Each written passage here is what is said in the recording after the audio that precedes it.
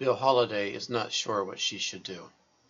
He can either build a quadplex, i.e. a building with 4 apartments, build a duplex, gather additional information, or simply do nothing. If he gathers additional information, the results could be either favorable or unfavorable, but it would cost him $3,000 to gather the information. Bill believes that there is a 50-50 chance that the information will be favorable. If the rental market is favorable, Bill will earn $15,000 for the quadplex or $5,000 for the duplex. Bill doesn't have the financial resources to do both. With an unfavorable rental market, however, Bill could lose $20,000 for the quadplex or $10,000 for the duplex. Without gathering additional information, Bill estimates the probability of a favorable rental market is 0.7. A favorable report from the study would increase the probability of a favorable rental market to 0.9. Furthermore, an unfavorable report from the additional information would decrease the probability of a favorable rental market to 0.4. Of course, Bill could forget all of these numbers and do nothing. What is your advice to Bill? There are 2 decisions that Bill is trying to make in this case. The first one is to decide what kind of apartment to build. He can either build a quadplex, a duplex, or do nothing.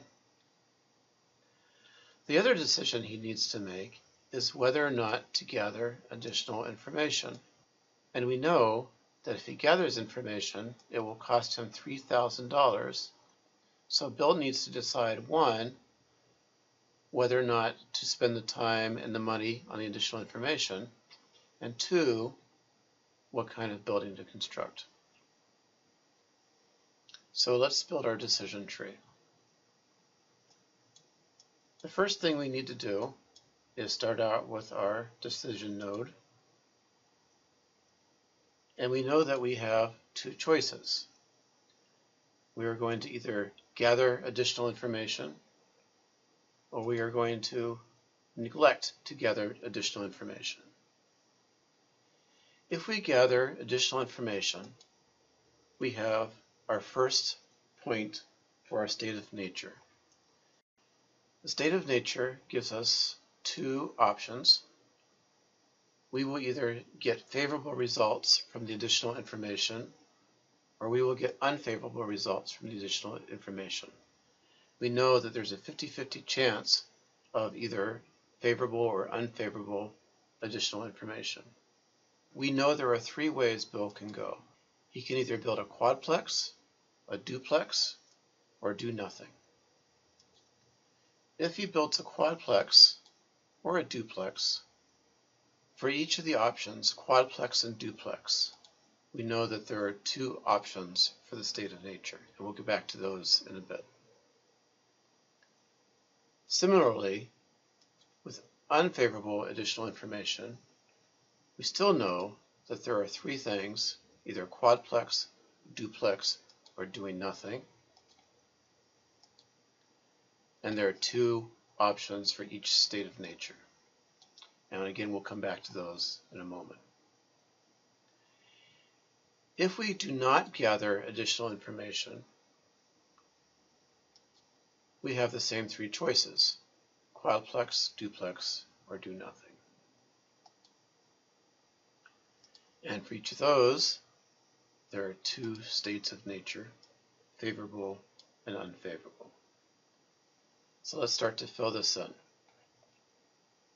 There's a 0.9 probability of a favorable outcome for a quadplex and a 0.1 probability for an unfavorable outcome for the quadplex.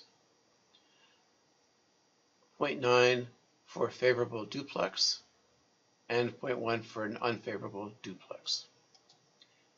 The probabilities change if the result of the additional information is unfavorable to 0.88 for a favorable market and 0.12 for an unfavorable market. The probabilities for not gathering additional information are 0.7 for a favorable market and 0.3 for an unfavorable market.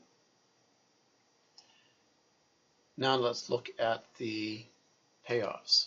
Payoffs in a favorable market are $12,000 for a quadplex.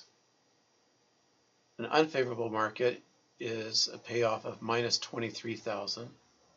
The favorable market for a duplex will give me $2,000, while an unfavorable market will cost me $13,000. And if I do nothing, again, because the cost of the additional information is $3,000, I will lose $3,000. Same payoffs in an unfavorable market. But note the payoffs for not gathering additional information. All those payoffs are $3,000 higher. That's because gathering the additional information will cost me $3,000. So the question now is, how do I calculate the EMVs? I'm going to take 12,000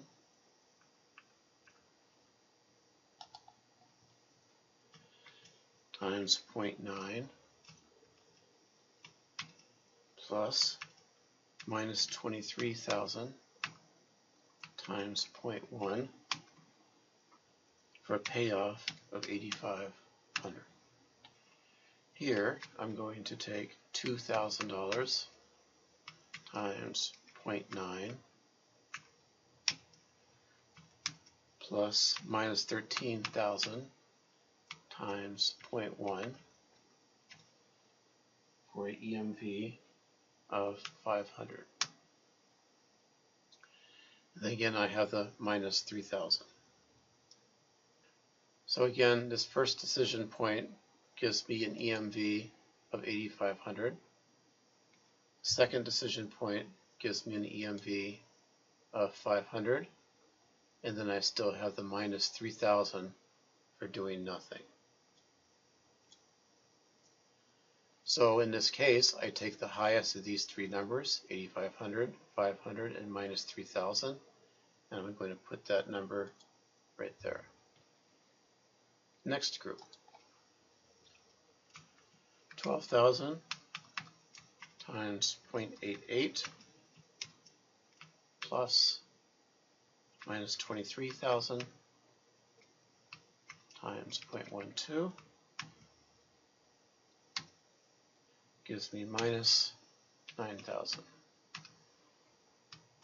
2,000 times 0.88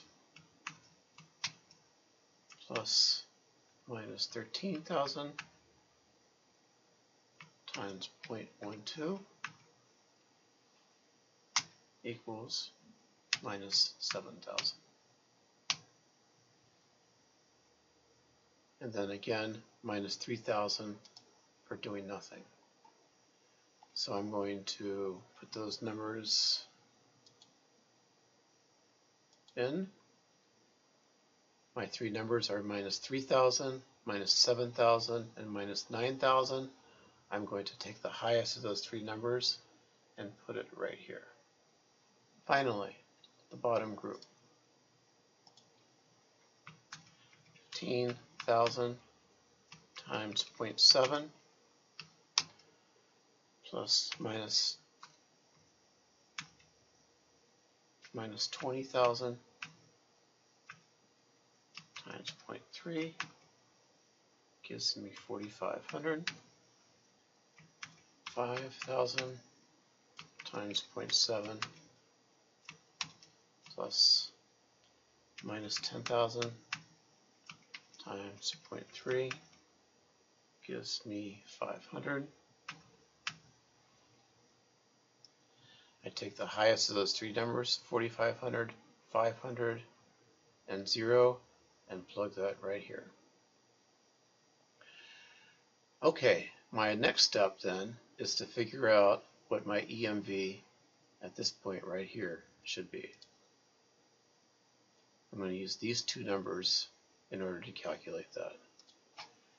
So I take 8,500 times 0.5 plus minus 3,000 times 0.5 And that gives me a total of $27.50. And so I can plug that in right there. The last decision now is whether or not to spend the additional $3,000 to gather more information. I'm going to compare two numbers. I'm going to compare this number, this is my EMV with gathering more information, and this number right here, the number for not gathering additional information. This is the higher number, so it does not make sense for me to spend $3,000 to gather additional information.